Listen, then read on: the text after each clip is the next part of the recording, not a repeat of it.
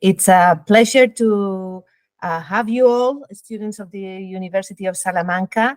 As you know, this session will deal with migration, displacement, and security in sub-Saharan Africa and the Middle East countries, and how they affect NATO countries. Just let me give you a couple of tips about this program. This is the third edition of a program that we have been holding, as I said, with the U.S. Embassy in Spain, and we aim to foster the culture of defense among university students here in Spain. And the idea behind is that security and defense are fields that used to be very far from public opinion and still much farther from young people. But the concepts of security have changed in the last 3 years. And there are many issues like misinformation, like hybrid warfare, like even economic affairs that affect our security. And that's where we are trying to do, to share with you how security is important for our democratic societies. In this case, I want to thank specifically Angela Suarez, Professor Angela Suarez, from University of Salamanca, for collaborating with us in this program. And as you know, there is a second leg of the program, which is a competition. And I want to invite you all students to participate in this competition. You need to be registered. If any of you hasn't registered for this session, please do it, because you will need it to participate in the competition. And as you know, the prize, and there is a prize for each university participating in the program, is a trip to Brussels to visit NATO's headquarters and other institutions related to security in Brussels. I think it's by what all the students tell us, is a fascinating experience. It's a very interesting experience, not just to visit these places, but also to share your experience with other students in other universities. So I really encourage you to participate. But without further ado, I want to introduce you to Ben Nichols. He's a professor of European Security Studies at the George Marshall Center, and of course, an expert in this field. He will share with us some ideas, and then Professora Angela Suarez will moderate the conversation with you. I also want to encourage you to participate, to make questions, because this is the way that we can really know what interests you have, what are the main topics you are interested in, and we can drive the conversation in that direction. So, Ben, thank you for being here. The floor is yours. Wonderful. Thanks very much. Can everybody hear me? It's good? Yeah, great. Thank you so much, Cristina, for that introduction. And, you know, I love this idea, and I love the program that you're talking about in this competition. I think a really big truth is that the questions of security have gone from what used to be a domain of kind of regime security, traditional security, only people in uniform, police officers, maybe military, and now have become questions that we all need to think about, and that many young people coming up in university could really work on and also find a career in. I myself am an academic who now have worked for about 15 years in a Department of Defense, U.S. Department of Defense institution that has both civilians and uniformed personnel in it. And we have programs and conferences where people come from around Europe and indeed around the world here in Garmisch-Partenkirchen in the Alps in southern Germany, for programs that look at security and defense. And, you know, we don't just have the military people. We have the Ministry of Interior, we have the Ministry of Foreign Affairs, we have civil society organizations and so on coming, because a lot of these questions about security, citizen security and human security touch so many more aspects of life. So very happy to be part of this program. Appreciate the invitation. Thanks to the organizers. Also, thanks to Angela for hosting the session as well. As I just mentioned, I work for the U.S. Department of Defense, so I have to give the disclaimer that what I'm saying here is I've said on my own behalf, not official U.S. policy or part of the Department of Defense policy. And as I mentioned, I'm in Garmisch-Partenkirchen in southern Germany. I drove to work through rain that might become snow a little bit later today. So I think it's going to be 6 degrees Celsius here. I saw that it's going to be 29 degrees Celsius where you are today. So enjoy that weather, and maybe sometime we'll be able to do this in person. Okay, with that, what I'm hoping to do today is to talk for maybe 35, 40 minutes up front to share some ideas based on this big question that I was asked to talk about.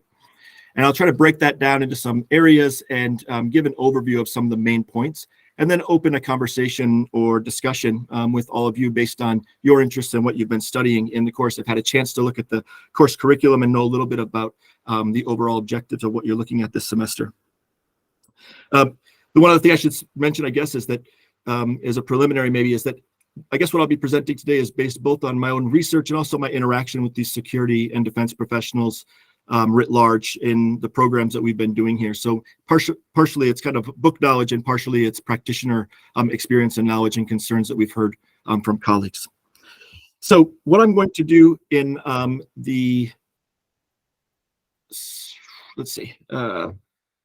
next few minutes is hopefully see the next slide, right? The overview slide now. Good, right, okay. So what I'm going to do is talk about three big things in the next 30, 40 minutes.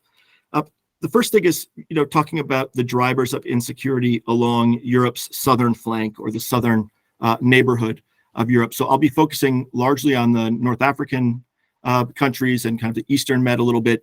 And as I go a little bit further along the analysis, I'll talk more about Sub-Saharan Africa as well. I'll bring that into the conversation.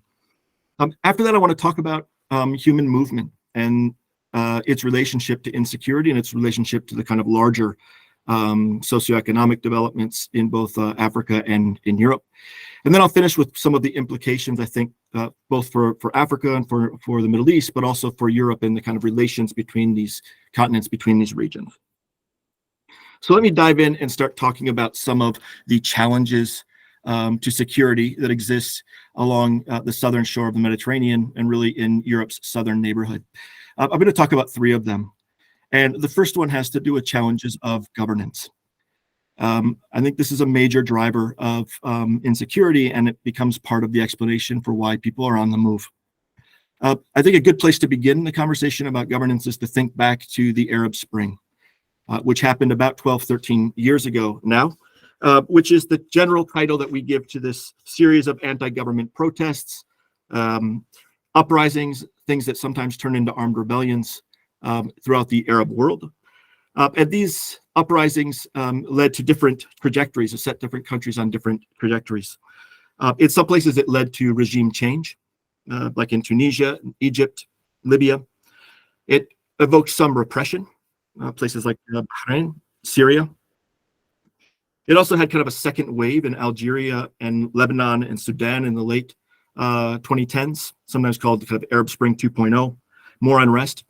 And then I think it's also, unfortunately, kind of overlooked that it led to a lot of reform in places that we don't associate with the Arab Spring, like Morocco, which took a lot of reform measures in order to try to get in front of the popular movements. And so it did change governance in even places that looked like they didn't have an Arab Spring. What were the Arab Spring uprisings about? There's been a lot of debate about this, a lot of descriptions of them. I think the most compelling one is to describe it in terms of dignity. In fact, the revolution in Tunisia is called Thawra al-Karama, which means the revolution of dignity. So in order to kind of get at that, I've decided to put two pictures here. The top pictures, you see, of a man on the left with his hands out, and then an officer just next to him. This is the moment that sparked the Arab Spring, the story that sparked the Arab Spring. It's a story of a desire for dignity and against al-hugra, which is humiliation, another common term in the region. It's basically a story of a relationship between the population and the governing officials. So it's worth, I think, thinking back. It may not be obvious to some of you who have, it doesn't seem as recent to all of you as it does to maybe some of us who have been looking at this for a while. But what sparked the Arab Spring in December 2010 was when this young man, Mohammed Bouazizi, who you see here, was working his job in a rural town in Tunisia. His job was, he had a little wheelbarrow, he'd take fruit, he'd sell it in the marketplace. And he would have to take out a small loan in order to buy the fruit up front, sell it, weigh it, make some money, and pay back his initial investment, and then make a small profit. He didn't have a license to do this, and you're meant to have a license in order to be able to be an official vendor. The story is that the police regularly would harass vendors in the public square. and would basically be looking for a bribe. He didn't pay a bribe on one occasion in December of 2010, and this officer who you see, Faida Hamdi, reportedly insulted him, spit on him, slapped him in the face, tossed aside his materials, confiscated his scale, and said some slur against his deceased father. In response to this, he left, Mohamed Bouazizi left and went to the municipal council building, demanding his scales back and also asking for redress, and was not seen. And he went to a nearby gas station, got gas, and went and set himself alight in front of the building.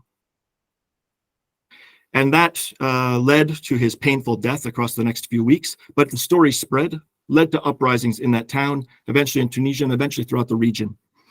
I think what's important about this is that it's not a story about attempting to, promote a certain type of governance. It's not a story about big political ideas. It's a kind of visceral story about humiliation and dignity. And this is the kind of thing that really resonated throughout the region, a feeling that governments weren't giving people a dignified life, that they were being treated with humiliation. So it led to a lot of uprisings and different trajectories, as I mentioned, but it also produced a lot of problems or conundrums, kind of essential questions for governance in the Arab world, and really in some ways that resonate in sub-Saharan Africa as well.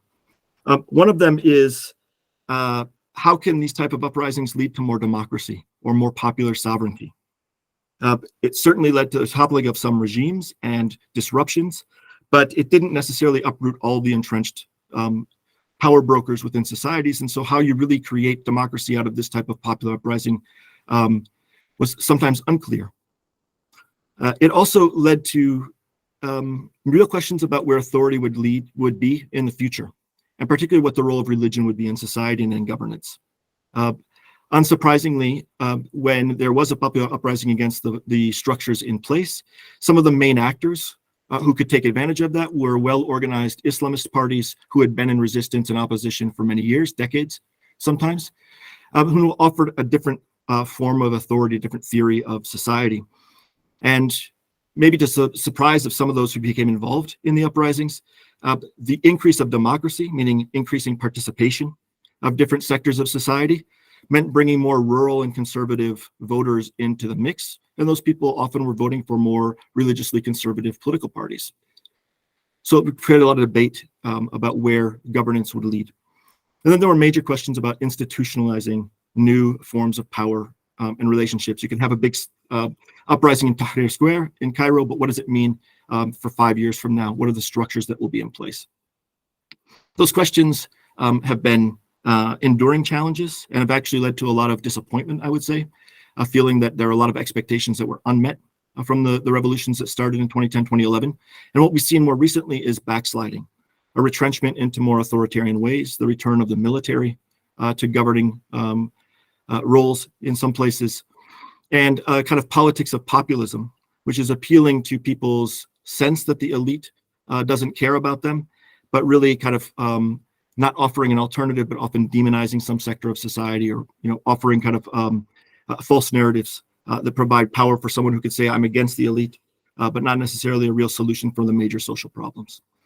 And I think we've kind of settled back into a dynamic of quietism in a lot of the general population, and then some actors who are still activists. I decided to put a picture here of a young man named Ala Abdel Fattah, who is an Egyptian activist. I would encourage you to read a collection that just came out of his, You Have Not Yet Been Defeated, a collection of his writings. He's an activist who became very prominent within the Arab Spring, but has been continued to be in jail ever since, and is now one of the 60,000 political prisoners in Egypt, being held for retweeting something that was allegedly against public order, right? So I think the point of this first driver of insecurity is that governance is a challenge. You can tell that there's discontent, but there are also challenges in figuring out what the solution might be. And I think this is one driver of insecurity and one driver of why people are discontent where they are. Let me move to the second one for the sake of time to make sure we keep within time. Another element is the economic dynamics and how they can lead to insecurity and to movement. This is a mixed picture. I think it's sometimes described too simply as just a terrible picture to the south of Mediterranean and exclusively questions of poverty and so on. There is that, and I'll talk about that in a bit. But actually, the economic dynamics in the Arab world and in Africa have been mixed, and there are a lot of strengths that should be recognized. A lot of the countries to Europe's south have posted record growth numbers for a number of years. That's been damaged a bit by COVID, but they have posted remarkable growth in their economies. And they have also had relatively good distribution of wealth, particularly in the North African kind of Mediterranean countries.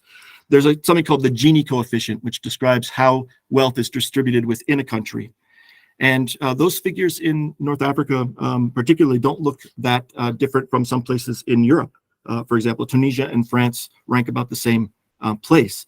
So there is some distribution of wealth, and human development has actually been on the rise. And those indicators have been a rise for a number of these countries. I think that the questions, however, the challenges that remain are important ones, and they also have to do with their questions of security and movement. One is that it's been very difficult for these countries to move beyond resource dependence. So the kind of growth in the economic growth that we've seen is still often related to the export of primary materials, particularly liquid natural gas or oil or minerals.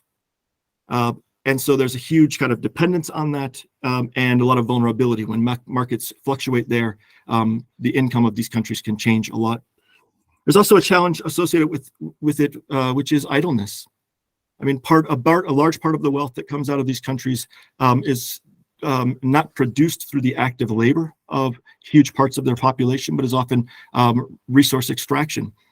And so you do have a number of people who are unemployed. A lot of Morocco, Algeria post double-digit unemployment. And even those who are working are often not working in positions that correspond to their education. They may have gotten university degrees, and then they're getting a job that doesn't quite match what they've accomplished in their studies. And you kind of end up with a situation of two economies. I'll say one more thing about the dependence. That chart on the bottom is from the 2010s. Sources of external income to North Africa. And the largest bar that you see on the left of each one of those years is remittances, meaning money earned abroad and then sent back. So again, that's part of that idleness question. The people who are working are not working necessarily in the region, they're working somewhere else and then sending money back. And that's another form of dependence that the regions have, and also another part of the idleness of the people who stay. And then the last point I wanted to make is about this kind of two economies idea. So some people have been able to be involved in the modern economy, the kind of externally oriented economy of the region, of these regions, and also some of the corollary aspects, economic developments that come along with that.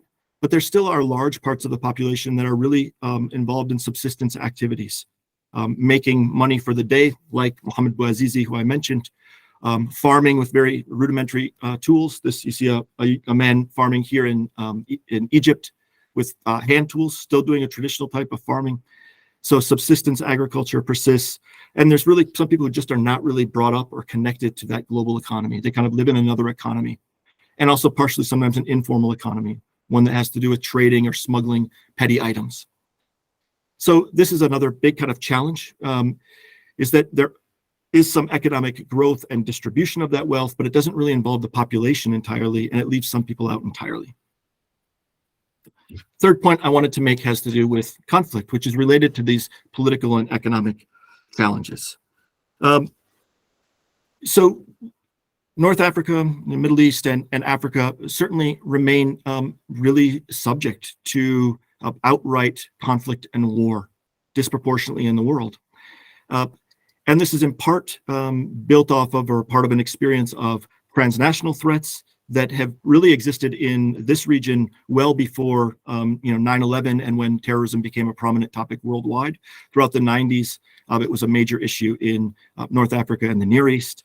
Also, trafficking in persons, transnational organized crime. These types of transnational threats have been a challenge in these regions, Sub-Saharan Africa certainly, for decades, and have led to sometimes conflict between non-state actors and sometimes with state actors. But since the Arab Spring, I would say, we've also seen the rise of a number of civil wars, which have been very disruptive. And that has been one of the trajectories that some countries have taken coming out of the Arab Spring. I list here Syria, Libya, and Yemen. These are all three countries that experienced some type of Arab Spring moment and now find themselves in a pretty protracted conflict. In some ways, all of these have gone through a similar set of phases. They all had a kind of touched off moment of uprising that was met with repression that led to armed revolt. There's been fighting and then some international effort to resolve it. But those peace efforts or those ceasefires have not held, and there's been continued fighting.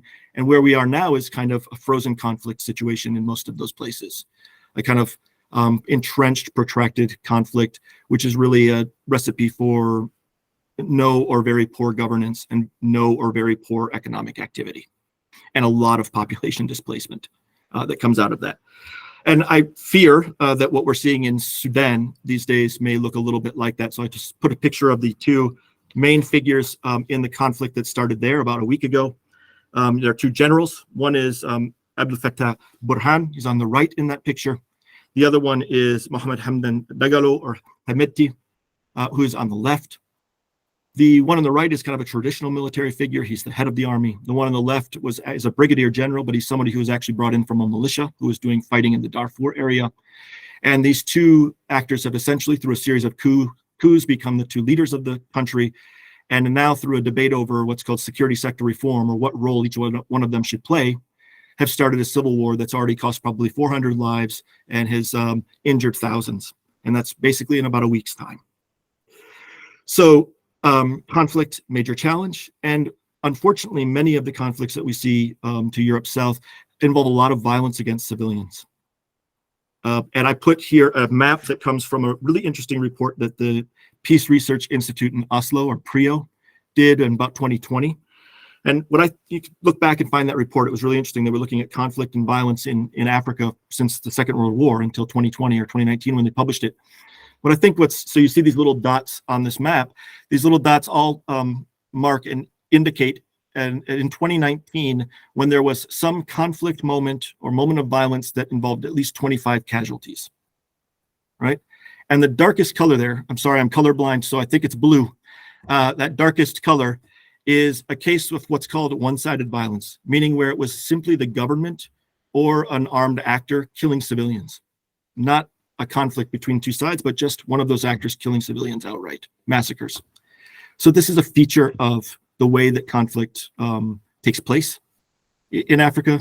And so it also is, again, connected to population movement or displacement, because there's just a lot of violence. We could talk about it, but there's a lot, for a variety of reasons, the dynamics of violence involve a lot of killing of civilians. So anyway, the costs of this have to do with, a lot of economic stagnation, terrible governance, a lot of population displacement, and just problems of security, which it leads really to this question of the movement of peoples. So that's the kind of big picture drivers of insecurity to Europe South that I think explains some of the movement of people. I want to move now to the second part of my talk, which has to do with population movement and migration. So I've taken a couple charts in this section from my former employer, the Africa Center for Strategic Studies, a place where I worked for about 8 years before coming over here to Germany. It's a sister center of the Marshall Center where I am now. And they do a lot of tracking of conflict and violence in Africa and also migration. And so I'd recommend taking a look at their website if you get a chance. This is from one of their most recent reports. I think it's from 2022. And their calculations show that there are 36 million people in Africa who have been forcibly displaced, meaning they are internally displaced persons within their own country, but away from their homes, or they are asylum seekers trying to gain refugee status somewhere, or they are refugees. As you can see from this chart, most of these people have moved within a handful, just 10 countries, which have experienced a lot of major conflict in the last year and in recent years, mainly in Central and Eastern Africa and the Horn of Africa. I think another point that's important to recall is, or to understand about population movement generally for this talk, is that most of the population movement in Africa stays within Africa, right? We think of a lot of Africans coming outside of Africa. It's true, but most of them stay within. So nearly 75%, nearly 3 out of 4, are internally displaced persons, meaning people who didn't leave their country. They're just somewhere else in their country. And otherwise, a lot of them have ended up in refugee camps. And so you can see, I just mentioned that chart in the lower left, the number of conflict IDPs versus refugees and asylum seekers. You get that breakdown of how many of them are really conflict IDPs, right? You can see about 3/4. The other reality is those who are refugees, mostly are refugees in Africa. Here is a picture that comes from a camp called Dadaab, which for a long time had the claim of being the largest refugee camp in the world. It's in Kenya. I think right now there's an estimated 200,000 people there. For a while, there were estimates of 300,000 to 400,000 people. It was considered Kenya's second largest city after Nairobi. It's existed since the 1990s due to the initial Somali conflict, and it's grown since then. And it's been a kind of point of controversy across the decades at different times. But people have lived there really for decades, for a generation now. And if you look at the UN High Commission on Refugees, you'll find that most of the biggest refugee camps, probably like 7 or 8 of the top 10, are in Africa, mainly in East Africa, in Kenya, in Tanzania, in South Sudan. So this is where African refugees really are. They're in Africa. So this is one part about the kind of reality of human movement to the south of Europe. There's a lot of forced displacement due to conflict, and it's mainly within Africa itself. But there are some also structural factors that are changing along the southern flank, which I think are important to understand and will be important, I think, for Europe in the future. And those have to do with how population overall, the demography of the southern countries is changing. And probably the first way to understand that is to look at what's called population pyramids. Population pyramids are a description of an area's population, human population, by age and by gender. So what I've put here is last year, the population pyramid for Africa, and then a number of world regions and for the world itself. So in the center, what you see is the population pyramid of Africa. Africa has about 1.4 billion people, roughly now, right? And what you can see is, I think it's on the left side are boys, on the right side are girls, and you can see that it's ages 0 to 5, 5 to 10, 10 to 15, right? There's 0 to 4, 5 to 9, right? This is how it goes up. I'm sure some of the statistics are a little bit difficult to read, but the point, I think, can be captured, which is that in Africa, every younger segment of society is larger than the last. The largest number of Africans that exist are 0 to 4. The second largest are 5 to 9. The next largest are 10 to 14. 40% of Africa's population is under the age of 18, right? So this is the reality of where kind of human population is going. Africa is in many ways the future of human population, right? That center of gravity is shifting from Asia toward Africa. What I've put in these other areas is the population pyramid for other regions. And it's hard to read on the map, but I think I can tell you which is which here. I think at the upper, let's see. Yeah, I can't. Yeah, don't have these. Oh, I can see it here. So the upper left is the world's population. So you can see what that looks like, right? Relatively kind of stable, the same number of young people as there are kind of middle-aged people. The second one down on the left is North America. The next one down is Latin America. And then if we start on the bottom on the right, you have Oceania, then Asia, which actually doesn't have this huge population growth, very large numbers of people, but not the same structure of the population. And then if you can see, the one that really kind of stands out as different in the upper right is Europe. Europe has fewer young people than it has middle-aged and older people, right? Actually, Europe's entered a phase that is maybe unique within a world history. It is, I mean, unique within what we understand right now of world history, meaning in overall large populations, the way that they develop, is that it's fallen below replacement rate. I mean, there are definitely populations because of conflict that fall below replacement, but this is a kind of larger statistical development. So this is one major factor about how people and the kind of structural factor about demography and Europe's relations with the South. I'll just mention this. It's a general idea, but I'll just kind of talk about it because I think it's important to understand why this is happening. Africa is undergoing something called a demographic transition. That's the kind of basic way to understand it. Most kind of societies most modern societies have experienced something like this. Europe had it in the 19th century. India and China experienced it in the middle part of the 20th century. The general idea is this, that a population will often, there will be a kind of stable population in an area that has a relatively, what we would call a low population compared to the number of people that could live in that space, the way that we use space today in modern life. And it has a high birth rates and high death rates. So a lot of babies are born, many of them pass away, and people die at a relatively young age. As certain elements come in and affect societies, basically what we often associate with modernity or development, meaning better hygiene, better healthcare, more access to water, to food, and things like this. What happens in societies is that the death rate declines. People live longer and fewer people die in childbirth. And so the total population starts to grow because there are more people around. And the birth rate remains for a while higher following the earlier patterns where people have lots of kids because not a lot of them survive and not a lot of them survive into adulthood. That's the second phase, number 2 here. With time, as education and wealth increases, people generally reduce their birth rate, right? And people will go down to 2, 3, 4 kids, right, or fewer. And you have a declining birth rate that matches the declining death rate. But the population, of course, continues to grow because you still have more people who are making those 2 or 3 kids. But eventually you hit a kind of fourth stage, which is a stability at a higher level of people, but with lower death rates and lower birth rates. So it's families that are having 2 kids, let's say, but both of them survive into adulthood and live for a long time, into the 60s, 70s, 80s, 90s, this kind of thing. This is a demographic transition. Africa is in this demographic transition right now, right? And it is having this still high number of births, but it's also benefiting from some of the declining death rates and so on. And so it's making this transition. There's just and then some people add a fifth area, which is where the birth rates actually fall below the death rates. And this is where Europe and Japan, for example, are entering. Okay, so that's a big structural factor, more people.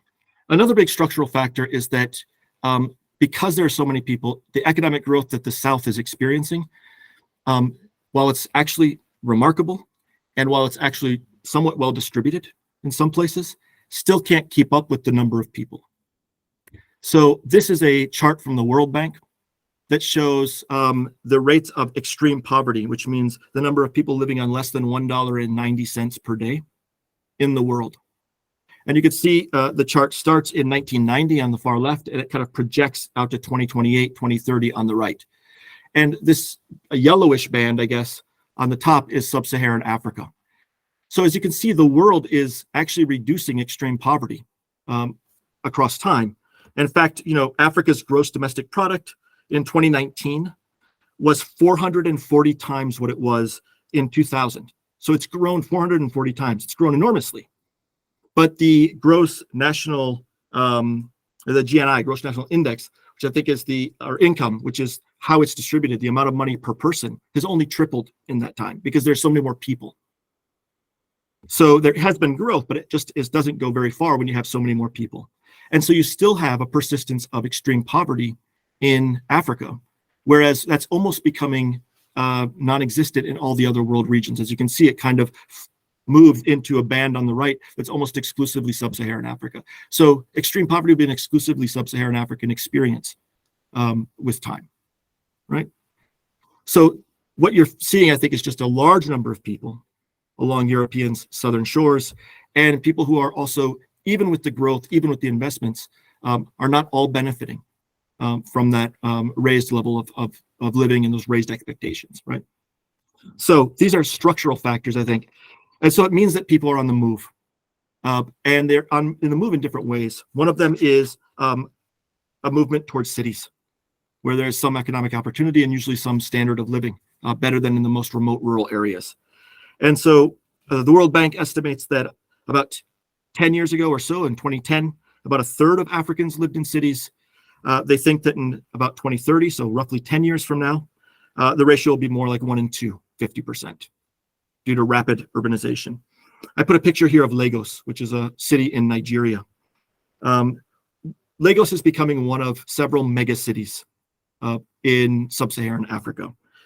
In 1970, its population was estimated at about 1.5 million. Today, it's estimated at about 25 million people in Lagos. So the rate of growth is astounding in that city. By some estimates, the city has a new citizen or a new resident, one new resident every 43 seconds, right? So the population growth in a place like this is just really rapid because of growth, because of population, because of births, and also because of migration. So this creates huge challenges for officials who are trying to create jobs, create healthcare, create educational opportunities. And, it's a difficult quest, and it may not be fully realized, and people may look for a better life elsewhere, not just in these mega cities. Also, the rise of population and the challenges about caring for them all has led to migration. So this is different from forced population displacement. This is more people who have moved because they're looking for a better life or better opportunities or political conditions, not forced out of their homes. Again, going back to the Africa Center, they have estimated that the number of African migrants worldwide stands at about 40 million. Again, half of them are within Africa. They are actually working within sub-regional hubs. So you can see, like, for example, a number of people moving within West Africa, for example, or moving in Southern Africa in order to find jobs in cities. So it's a large part of African migration, but about half of those migrants have also moved outside of Africa. 3 million in North America, 5 million in the Middle East, and about 11 million to Europe by their count. And so then let me go just to move on a little bit to what I think is probably the most prominent way that this question comes up, which is irregular migration across the Mediterranean. This is what kind of captures headlines and captures the imagination about migration and movement from the south to the north. So I took this from a very useful dashboard that you can find online, also held by the UNHCR, which is kind of tracks arrivals in Europe each year. This is recent from this week, and it shows that 46,500 arrivals have been counted so far this year in Europe. This is probably on par to reach about the 100 or 120,000, which is the standard level now, as the kind of level since we've come down from the 2015 so-called migrant crisis. This year, there's a lot of movement in the central part of the Mediterranean but there have been 3 traditionally established routes: the east, the central, and the western route of migration, and it varies for different reasons. So these people are moving sometimes in part because they're fleeing conflict. The refugees and asylum seekers are mixed in, but a lot of them are moving for economic opportunity, sometimes for family reunion as well. And I think there's something new that's developing that I think should be recognized as well, and as part of the structural change that I was just mentioning, which is that northern African countries, or the littoral states, the southern and the eastern littoral states of Mediterranean, are becoming a little bit stuck in the middle. You could still see tens of thousands, maybe more than 100,000 coming across the Mediterranean and arriving in Europe, but many, many more are arriving on the southern shores and the eastern shores, and they're not leaving. They're not leaving for a couple of reasons. Some of those countries have done a lot of security cooperation with European partners, have worked a lot on border management and border security, and have kept those populations in place or made deals in order to make that happen, political deals. I'll talk about that in a minute. But at the same time, those populations are still coming. So they end up kind of waiting, or in a kind of way station or a holding pattern in North Africa and the Eastern Med. And those countries are a little bit stuck in the middle because of their geographic position, but they're stuck in the middle politically as well, because some of these countries are major actually source or origin nations of migrants heading to Europe. So in that phase, they actually have some interest in opening the migration, because they rely on those migrants moving to Europe and the remittances that come back and so on. On the other hand, they're now finding themselves less sanguine about migration, because they're concerned about so many migrants coming to their own countries. So they find themselves a bit in a trick in terms, kind of stuck in the middle in terms of the policy question. So these are the main elements about Mediterranean migration, about migration from the south to the north, which I think is particularly important for NATO allies. And really, I think it's part of the larger story about human movement that we see to Europe's south when we look south. Now I'll move to the final part of what I wanted to share this morning, What I'm going to talk about in the next section has to do with, some of the implications of these security questions and these population movements. And I've decided to talk about what I think are some of the root issues. We could talk, if you want, about some of the policies and programs that have been put in place to try to manage some of these questions, but I think there are also some larger cultural, political, policy questions that need to also be addressed. So, and those are some of the ones that I want to talk about toward the end here. So, what has been the effect of this population movement, migration, and displacement? In some ways, there's been a convergence between the experience of some of the European countries and some of the Arab countries and the African countries. One reality is that the population movement that we've seen in recent years and decades has created stronger ties between Europe and the South. More people have come into Europe, which has changed the character of the population and created new connections between Europe and the Arab world and Africa. It's also created remittance cycles. So Europeans have benefited from this labor that's come in, and some of the money is being sent back south of the Mediterranean. So there's this structure of labor and remittance that's actually been strengthened through migration in recent years. That's a big part of the story. This is kind of a convergence. There's also been a shared experience of suspicion about migration. And that certainly exists in Europe. And I'll talk a little bit about this, something that maybe some of you are also familiar with. But it also, as I said, is starting to develop more and more along the southern shores as well. So I decided to put two pictures from each side of the Mediterranean here. The man on the left, someone I've been researching quite a bit, is named Renaud Camus. He is a French writer, and he is the person who coined an expression, the Great Replacement. The Great Replacement has become a major conspiracy theory that has had a big impact in Europe on the extreme right and sometimes even on the far right political parties. It has different versions, but the major versions has to do with the idea that there is a plot or a plan to completely replace the European population with migrants from the South, Arabs and Africans. He's actually an interesting thinker, I think. He's been a writer for many years, read a number of his books. But there are also many more vulgar versions of the ideas that he's circulating, and has led to some violence as well. We can go into that. The man on the right is Kais Saied, who is the president of Tunisia. And he, about 2 or 3 months ago, held a press conference where he described the problem that Tunisia has with all of these African migrants, and used a lot of the same language and a lot of the same perspectives. Said there's a criminal plot to try to Africanize Tunisia, change our population. Somebody's behind this, the others, they are doing this to us, and we need to all come together in order to fight this problem, which led to a number of violent acts against migrants. He was also celebrating security forces when they did crackdowns on migrants afterwards. So we see this kind of language and this type of politics developing on both sides of the Mediterranean shore. Another aspect that we've seen for migration and how it's played out politically between Europe and the South has to do with geopolitics. Unfortunately, we've seen essentially the instrumentalization or the weaponization of migrants. So taking the kind of desperate people who are looking to go from one place to another to either flee conflict or looking for a better life, economic opportunity, and channeling those desires, channeling those populations in ways that have political effect.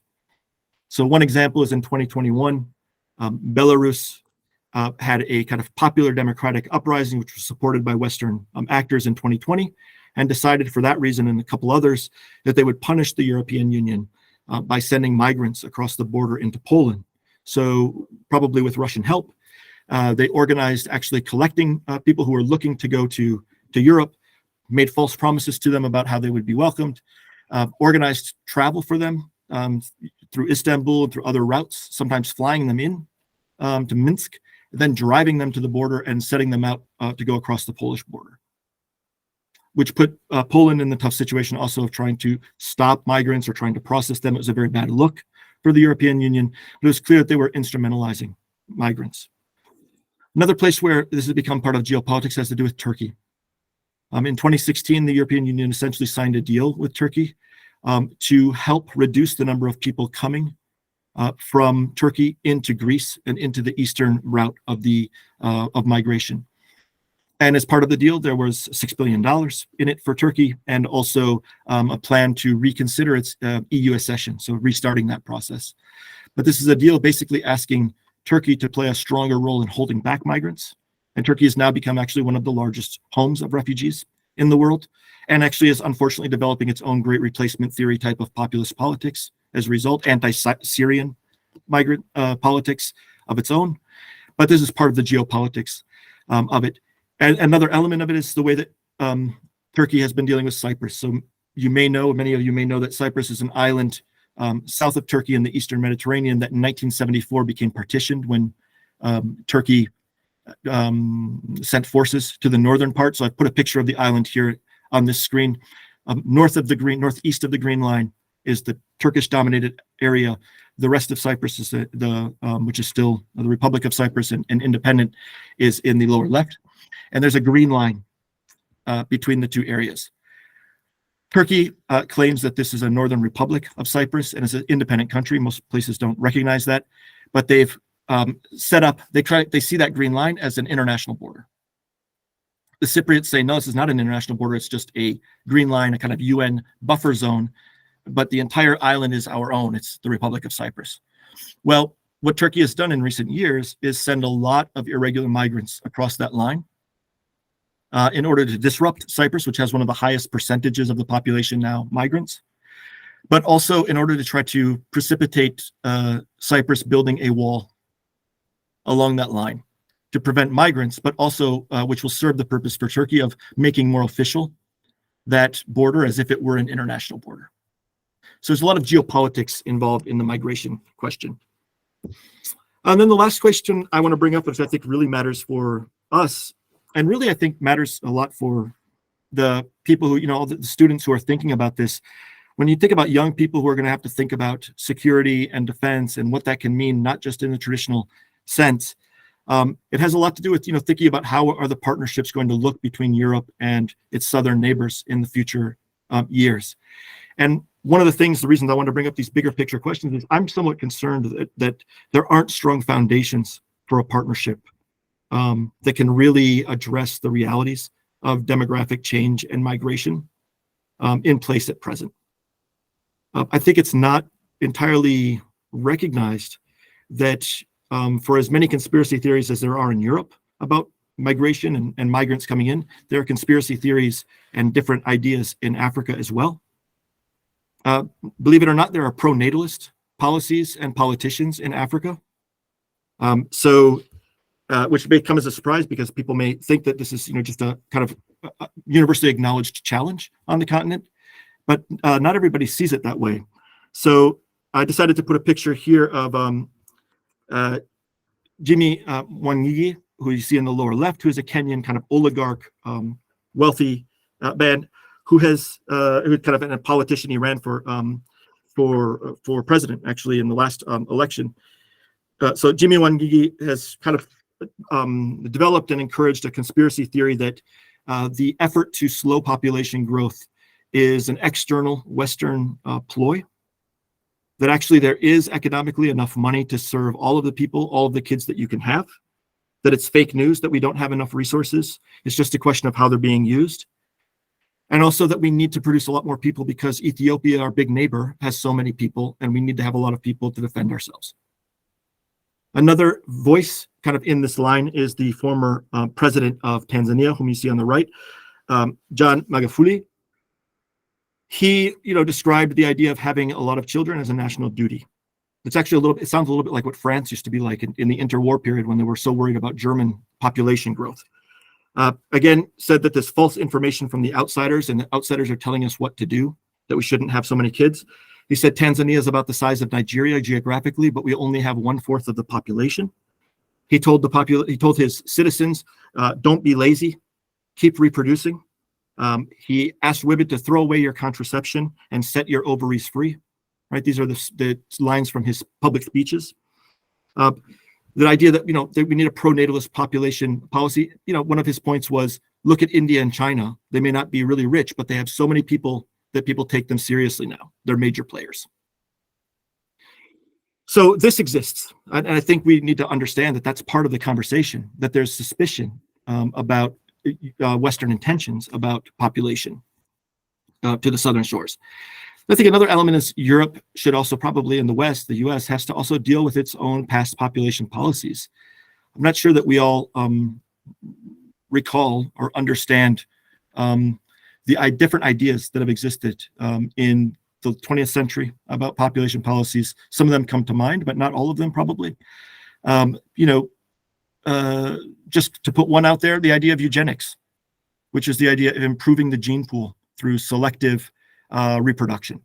We know a lot about negative eugenics, which was policies to try to eliminate certain populations, certain groups of people. That's what the Second World War, what the Nazis were about.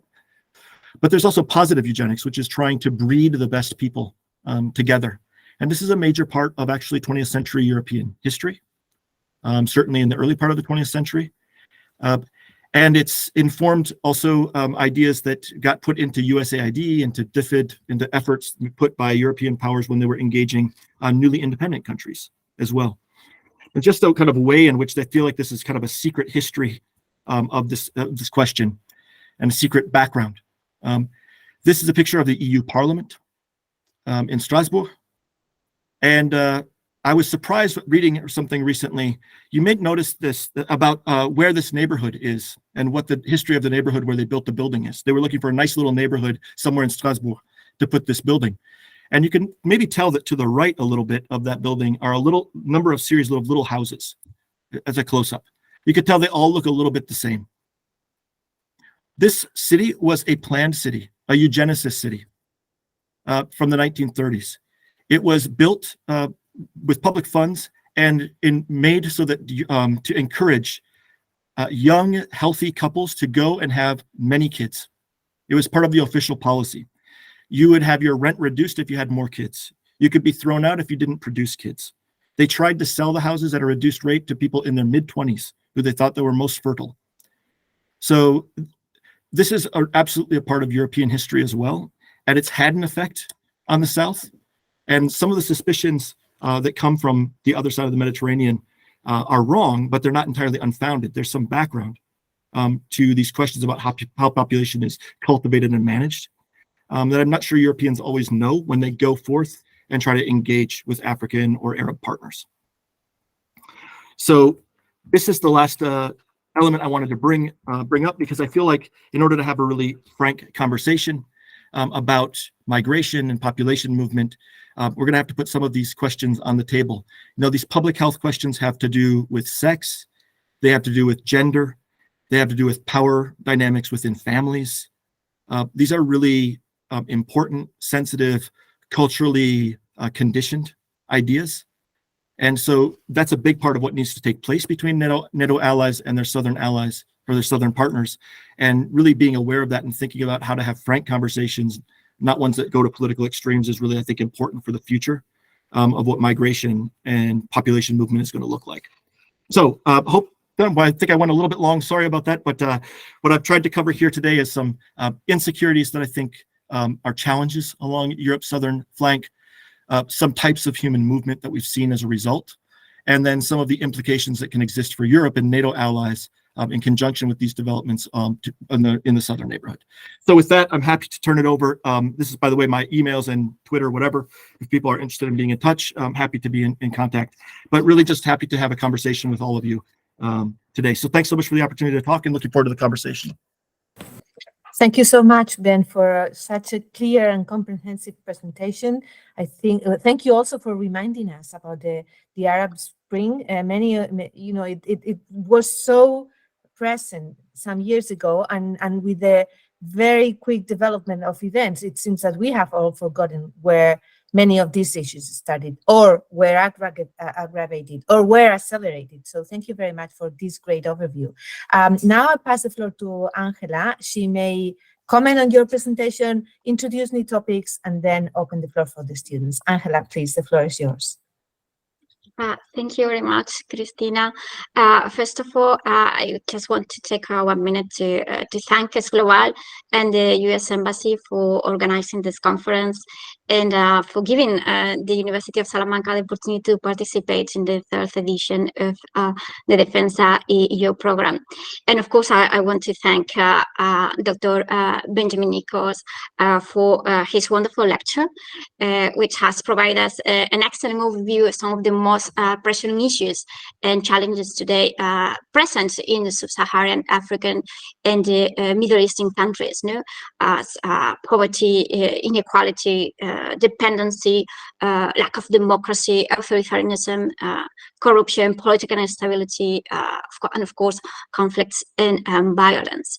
And as you mentioned, all of the impacts at many four levels and produce so many outcomes.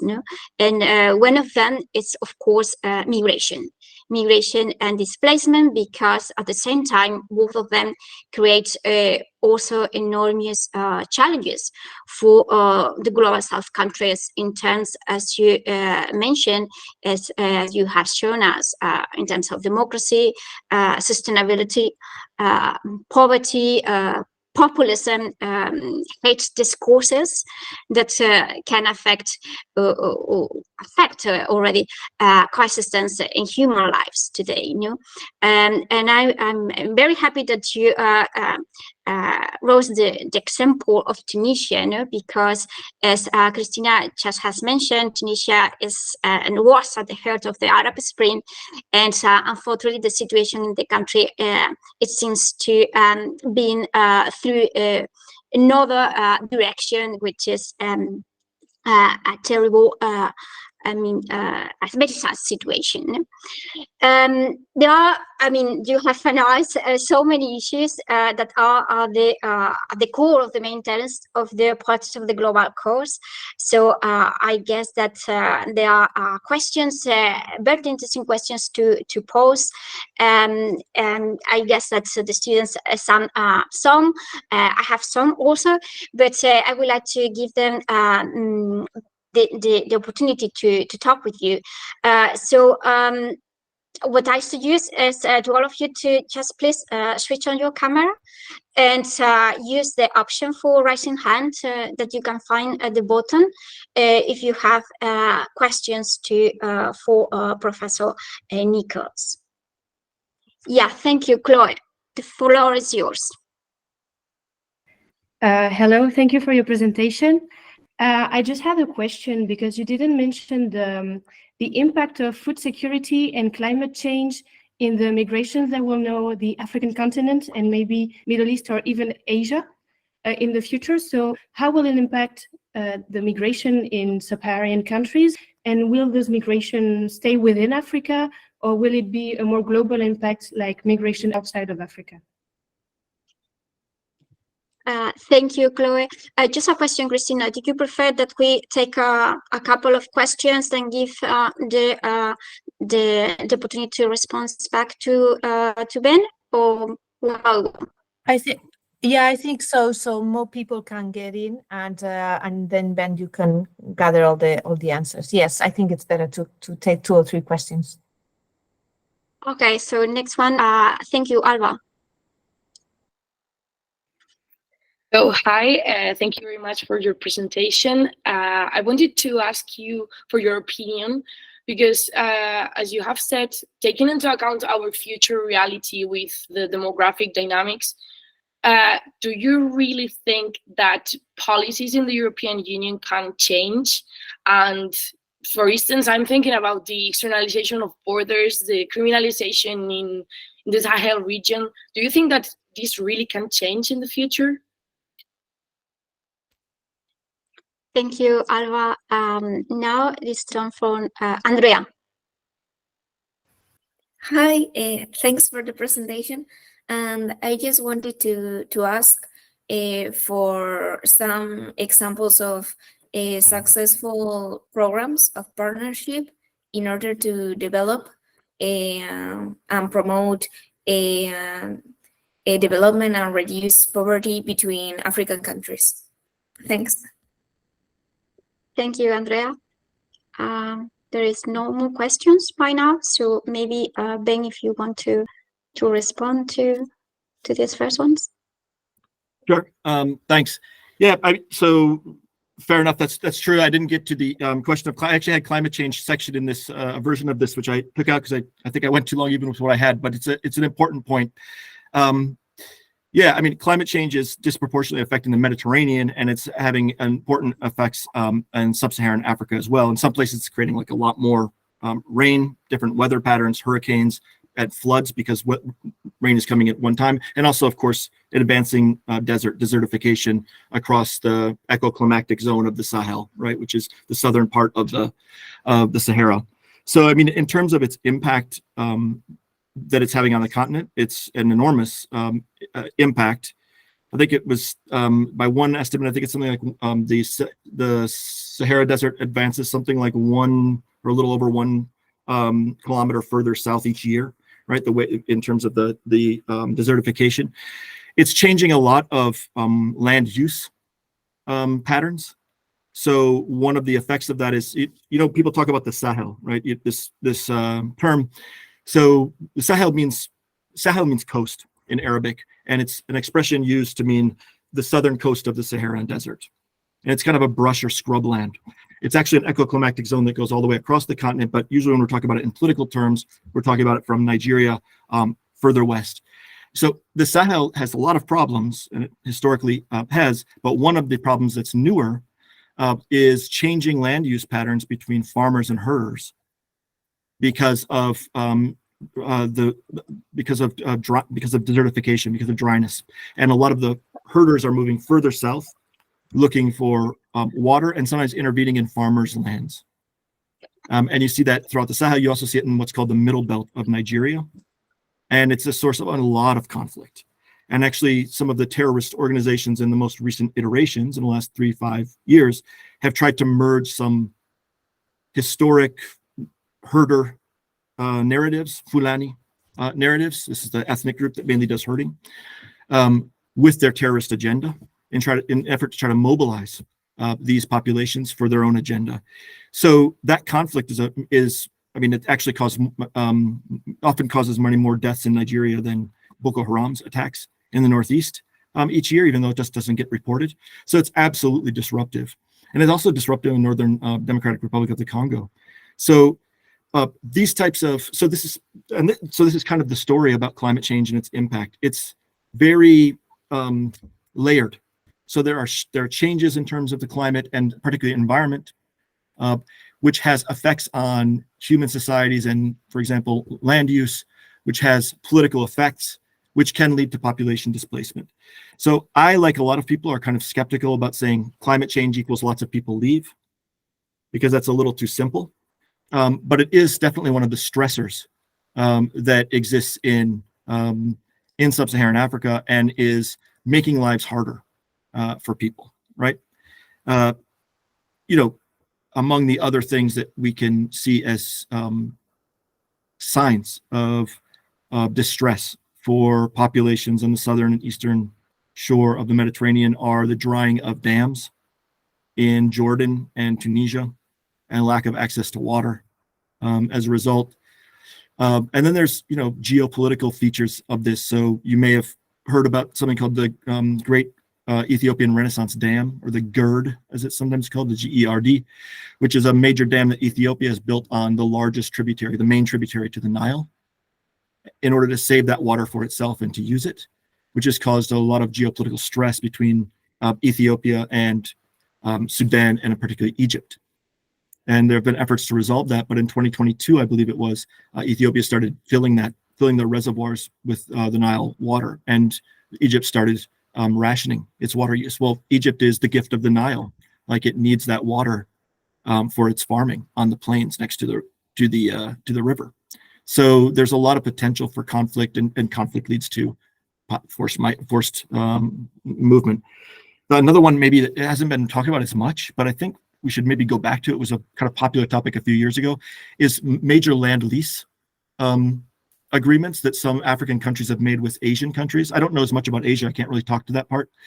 But I do know that some countries have made deals with pretty, illegitimate rulers, often in Africa, to lease huge tracts of lands, giving money to lease huge tracts of lands for their own exploitation for 100 years, let's say. Like South Korea, I think, has done this, and maybe Madagascar. So that's kind of seen as, unusual. It's kind of seen as funny. It was seen as a kind of form of a bribe in some ways by some countries to a kind of corrupt leader somewhere on the continent. But actually what they've got is the right to use that land, for example, grow rice and send it east for 100 years. And so that, you have the potential of people growing food and shipping it out while people around there don't have food to eat. And Amartya Sen, who you may have also heard of, a kind of Nobel Prize winning economist, talked about how in the modern period there have been no famines that couldn't have been prevented. They were political famines. So the Irish famine, right? There was enough food. You could get food to the people. It's just politically it didn't happen. And it's very politically possible for people to grow food and ship it out of a place where people don't have food. Human beings do that. And that's a recipe for a lot of conflict and a lot of movement again. So yeah, the climate issue is major. I didn't have a chance to go into it too much. I think it's tricky. And I think maybe I've given a sense of inevitability, and the climate thing can get into kind of inevitability, can give a sense of inevitability as well.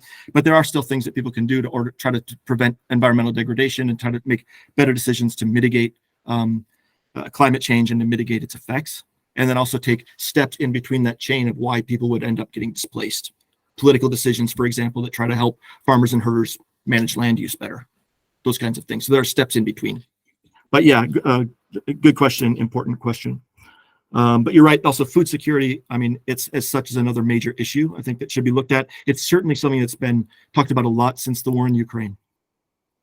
Because if you're tracking this, Russia's invasion of Ukraine last February, or I guess a year ago, February now, I would say the main way it's understood, or its main effect in the Arab world and Africa, has been challenge getting grain, which has led to this Black Sea grain initiative, which has kind of alleviated some of that.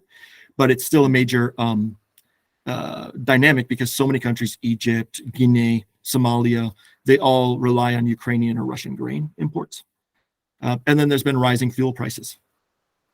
And that's just really created a lot of stress. That's part of the stress we see in Lebanon now, which is really seeing unbelievable inflation because of printing of money. It's part of the stresses in Tunisia.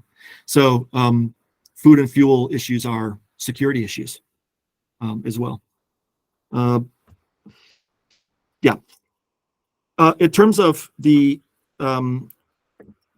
policy, both I kind of the second two questions I think are somewhat related. What can you said, is there any policy? If I understood the second question, it was kind of like what can we do, or is there any policy option? The people, you mentioned the externalization of the European Union's borders and things like this. So this concept that Europe wants to see its borders as starting in the Sahel. I think that I think there are kind of two ways to answer this, right? There are a number of programs and efforts that are worthwhile, should be praised and lauded. Development projects, the global gateway thing that's been announced in 2011 or 2021, by the European Union, which is major investment, projected $150 billion of investment and so on. There are new kinds of economic developments in Algeria and Morocco, for example, car manufacturers and assembly plants that are being put there. They don't capture much of the value chain, but there is some form of kind of engaging the economic growth of these countries. There has been, major humanitarian assistance and also aid. The reason that there are so many thousands of Americans who are in Sudan who are at risk now that fighting has started is because a lot of them are doing aid work. So I'm not trying to diminish or mitigate the value of that work. I think it's important, it's essential.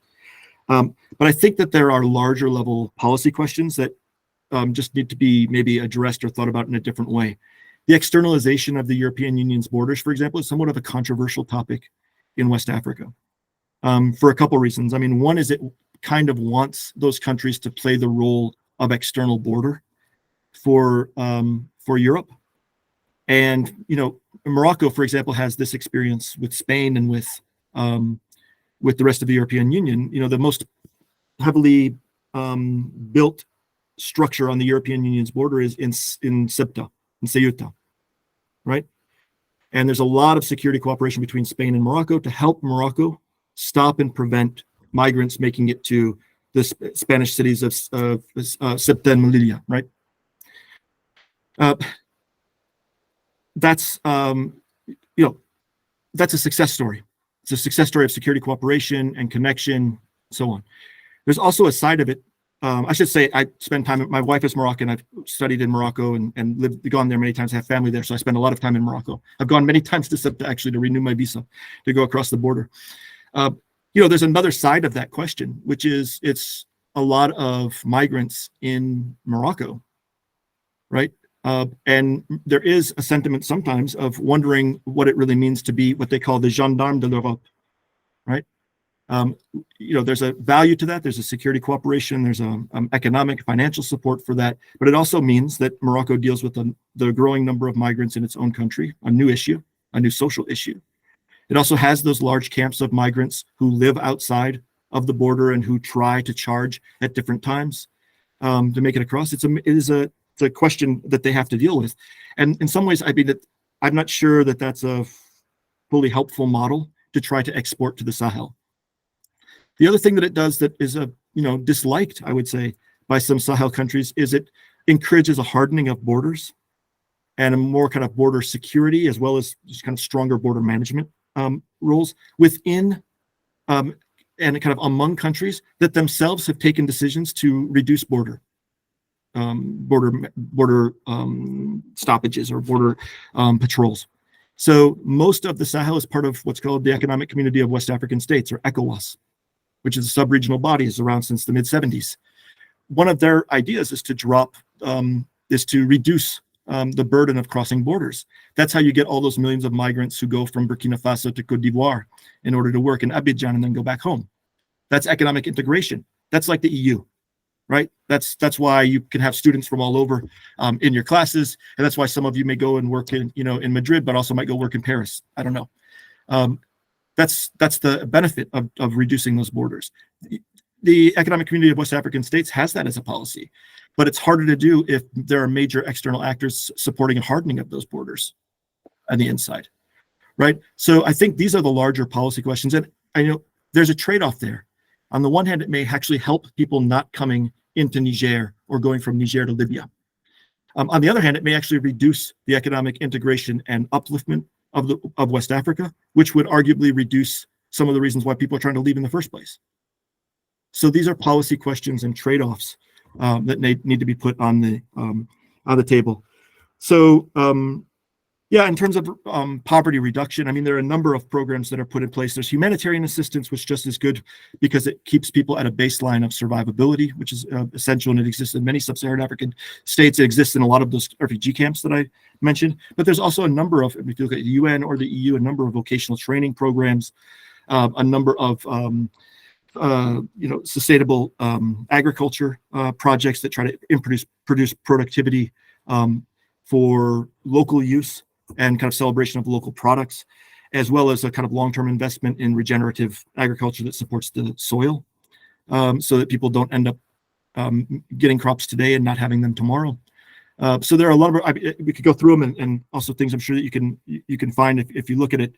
But yeah, there are a number of programs being done by the EU and by individual bilaterally by European countries, which I think all deserve praise. I just think we also need to be thinking about some of the larger implications that come along with it as well. Yeah.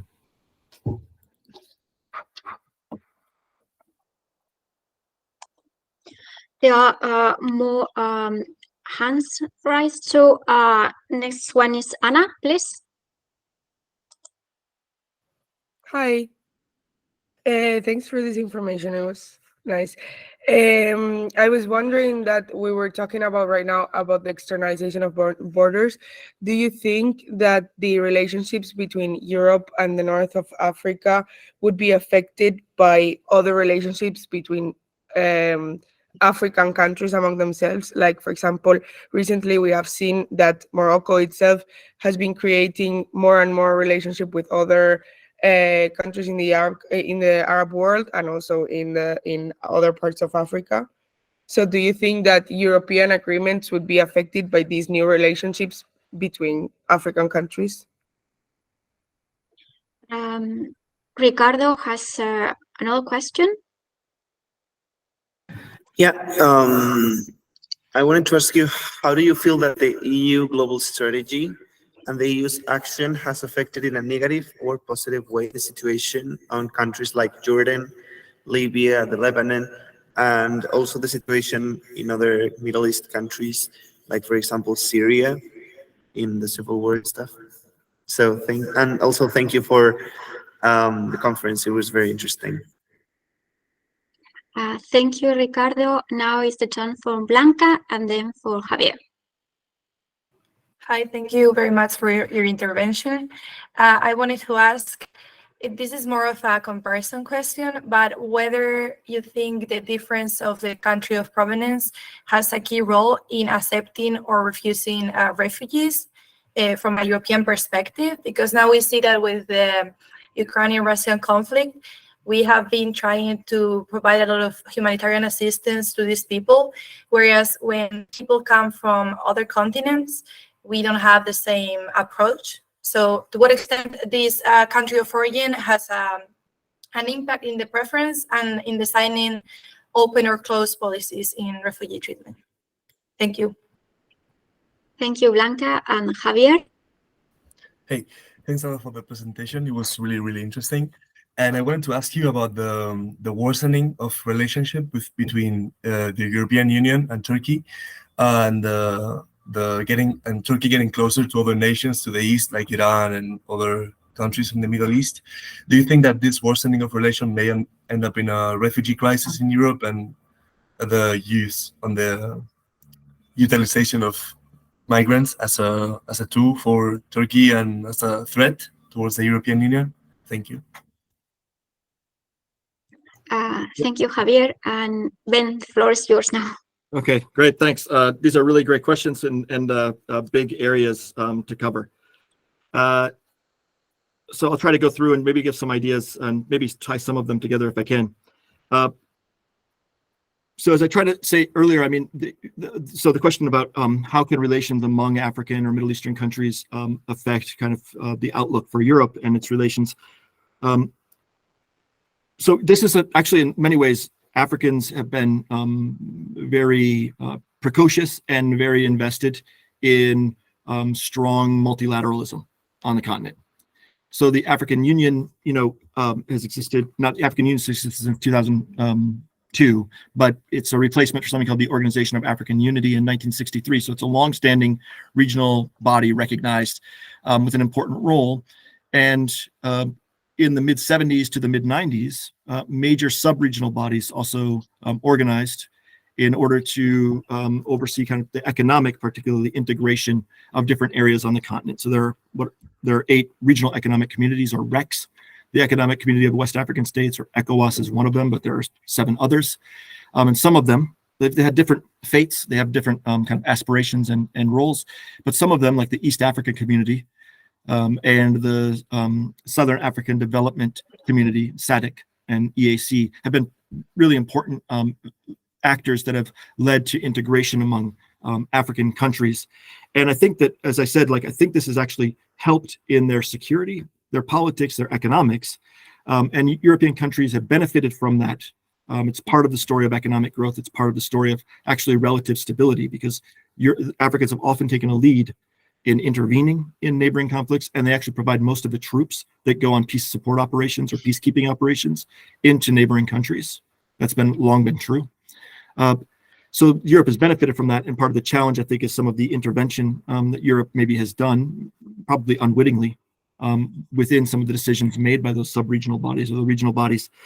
On the other hand, I think there's also, it has to be recognized, some competition within those relationships. So just looking at in the Sahel and North Africa, for example, Libya was long a strong supporter financially of the Sahel and had a lot of influence in places like Mali, right? Burkina. Actually, one of those regional bodies called Sensad was really a Libyan project.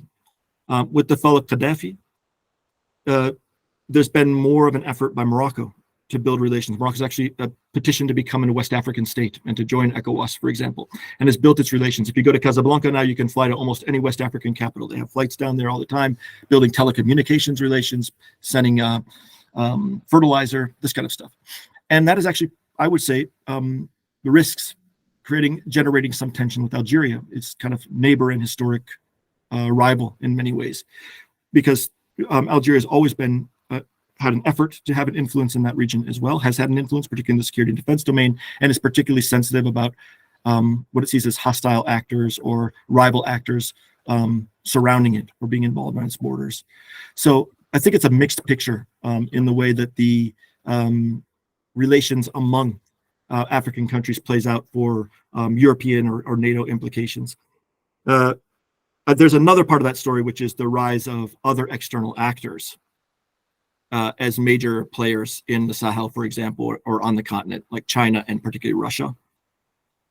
And I mean, that's, I think, mainly a negative story for Europe. So I don't know how much you guys have, or how deep in the weeds you are on this, or how much you follow it, but I mean, France has long been the historic partner of most of those Francophone West African states, and it has often been a leader in the UN and particularly the EUTM or EU training mission efforts in Mali and Burkina Faso, Niger, and so on. And those countries are more interested these days in looking toward Russia as a security and defense partner. I mean, Mali, basically, the European Union doesn't have much of a role anymore, and France doesn't have a place there. And that's kind of the situation in Burkina Faso. And I think Niger is a little bit up for question. And those countries, particularly Mali, but also Burkina, seem to be interested in working with Russia, with Wagner, some of these informal forces. And I mean, the reports that come out from Wagner engagements are not positive. It looks a lot like repression as a form of counterinsurgency, right? So that's bad news for the populations. It's bad news for those countries in the long run. But this is a big challenge, I think, for Europe as well. So there's a big story about kind of partnerships within the continent, but then also with external partners. I think, in terms of Europe's relations with Jordan or Lebanon or Libya, the Near East, I mean, I think I think a lot of the partnerships, the Istanbul Convention and the Barcelona Convention, all these efforts that European Union has made that would affect the southern neighborhood have been positive. There've been efforts at partnership. I think there is an upper limit to that. I think that it's true that not a lot of these countries will ever really be candidate countries for the European Union, and so there's not really as much of a carrot that can be offered to these countries as can be in the Western Balkans, for example, or in Eastern Europe. But I think a lot of the partnerships have been positive. I do think that there have been some moments that have been a little bit challenging about Europe's engagements.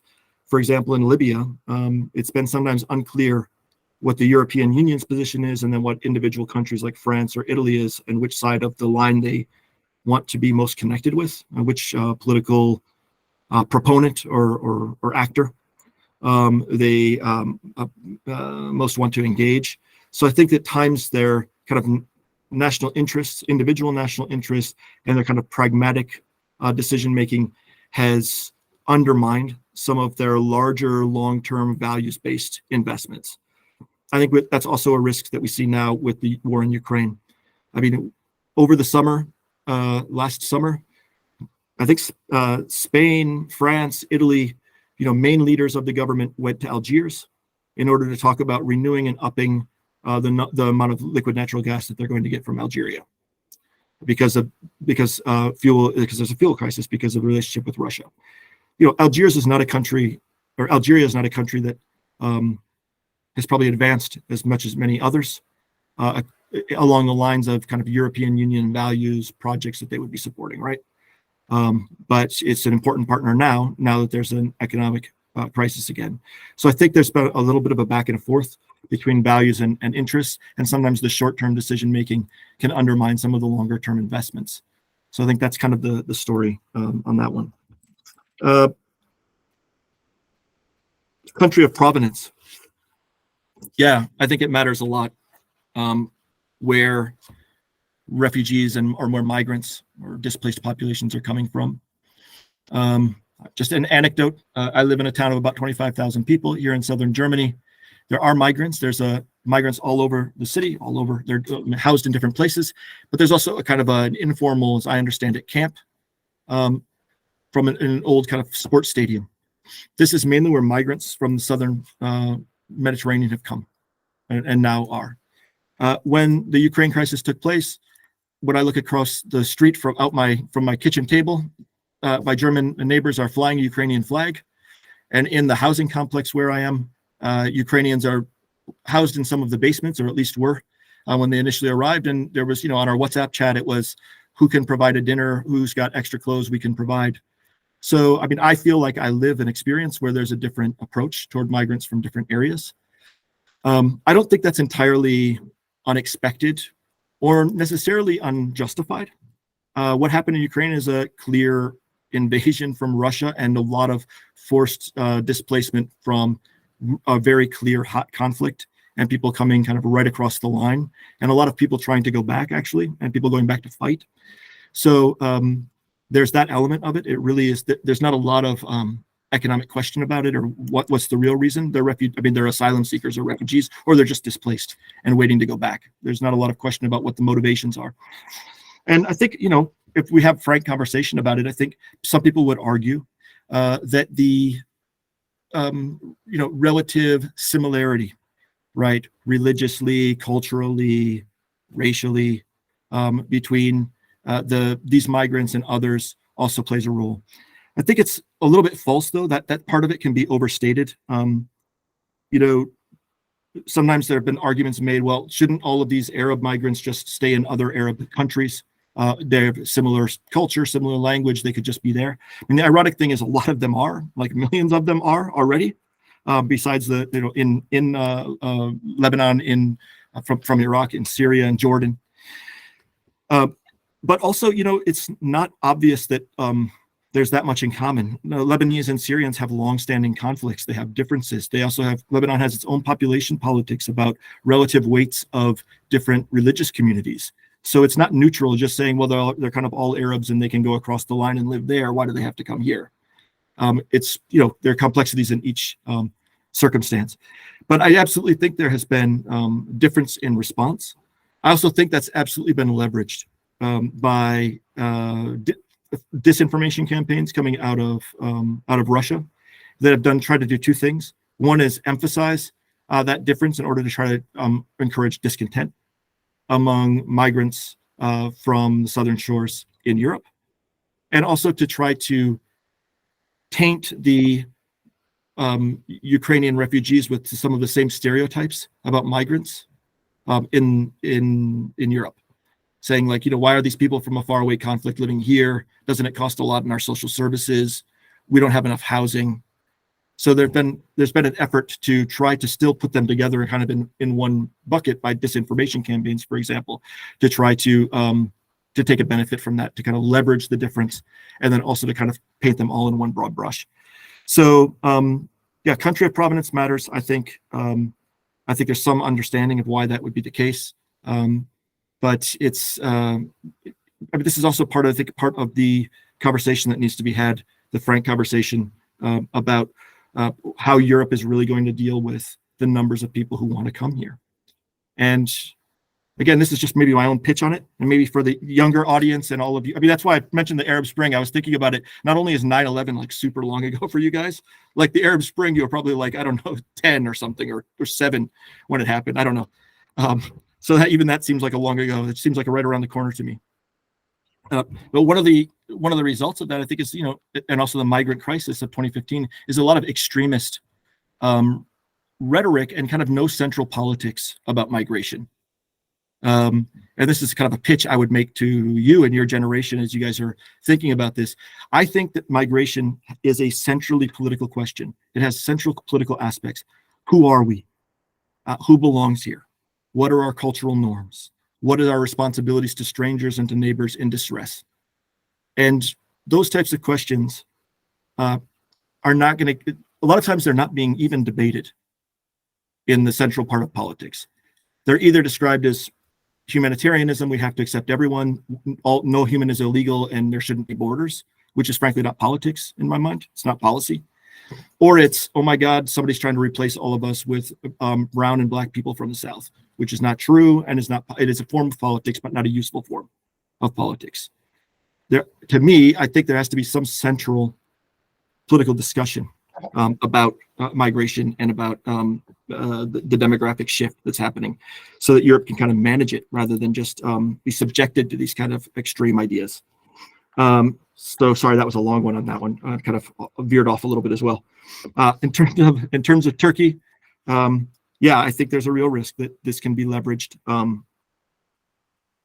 I also think Turkey is in a kind of an unusual space. I think it has long had connections to the West, part of NATO from the beginning, and so on. And as a kind of aspiring EU candidate, I think it's kind of set off on its own charted its own course more recently, taken a different type of internal politics under Erdogan, and is also taken on a kind of more independent path, more conflictual with the West, and kind of in a weird mixed relationship with Russia, actually in kind of supporting separate proxies in certain places at the same time partnering with them or collaborating with them in different places. I actually am a little bit worried about how what some people are celebrating as kind of a new integration of Israel into the international community with the Arab world, or like the Eastern Mediterranean Gas Forum, which has been kind of celebrated as a new coming together of a number of Eastern Mediterranean states. Those things have certain positive things. They also, like the Eastern Mediterranean Gas Forum, for example, can look a little bit like encircling Turkey. It's kind of everybody but Turkey getting together. And I think that that's a recipe for, I'm just kind of worried about what that looks like for the future. Turkey's a major power. It's a major middling power. And European Union needs to find some route, and it may not be membership or even really candidacy status, which I think is a little bit unusual that they revived that in 2016. But they've got to find some type of connection to that country if they want to avoid what is already being done, which is the instrumentalization of migrants in the Cyprus crisis, for example, but certainly a lot of leveraging of that question in relations with the West since 2016. So sorry, I hope that adds to that idea there. Thank you very much, Ben. I think we are out of time. So from my side, I just want to thank you guys for your questions and for your inclusion in the debates. And Ben, again, thanks so much for being today with us. So I guess that Cristina has now wants to say something. Yeah, thank you very much to you both, Ben, for your words and for sharing your knowledge about these very, very important matters. And Angela, also thank you for your support and for bringing all these brilliant students and great questions, guys. Thank you very much. And I just have to encourage you again to participate in the competition. Looking forward to reading and watching your proposals. Thanks, and see you soon in another event of Defensa y Yo. Bye-bye.